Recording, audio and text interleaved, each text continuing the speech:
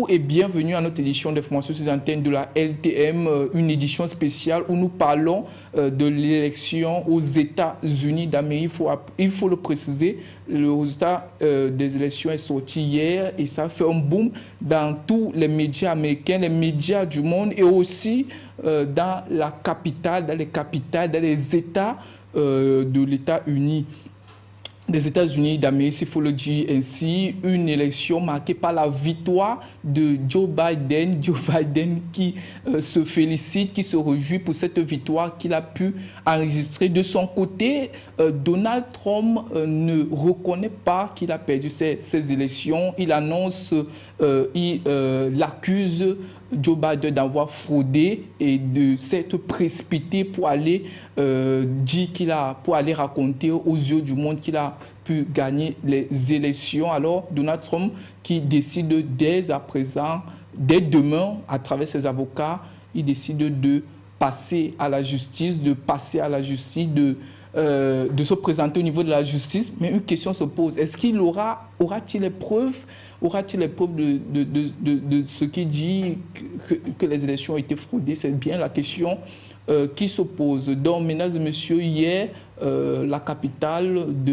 les capitales et les villes, les pays même des États-Unis d'Amérique se sont vus peuplés, comme je le disais tout à l'heure, des Camerounais, des Africains, des Américains eux-mêmes qui fêtaient leur victoire. Ils accusaient Donald Trump d'être un raciste, d'être un impérialiste. On a suivi, on a vu certains dire même que enfin c'est fini, nous sommes libres, nous sommes libres, nous sommes libres et nous sommes libres. Et leur espoir repose actuellement entre les mains de Joe Biden. Ils demandent à Joe Biden de rassembler. Et rassembler a été le thème phare énoncé par Joe Biden durant cette élection. Essayer de rassembler les Américains parce que les Américains sont divisés de gauche à droite. Ce monsieur de Donald Trump a effectué beaucoup de choses. Il a d'abord tenté d'annuler, de supprimer Obamacare. Il a aussi travaillé pour pouvoir...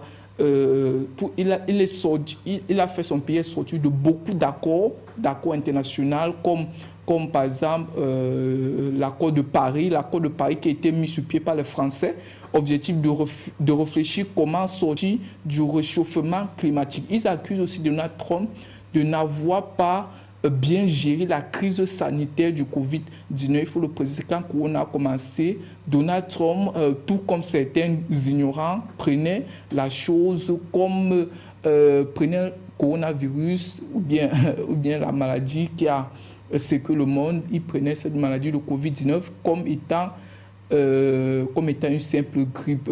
Donald Trump, on a vu Donald Trump dans les médias, dans ses discours, demander aux Américains d'aller travailler, de ne pas rester chez soi, d'aller travailler, pendant que dans plusieurs États, on parlait de confinement. Les États du monde tentaient de protéger leur population en mettant sur pied le confinement.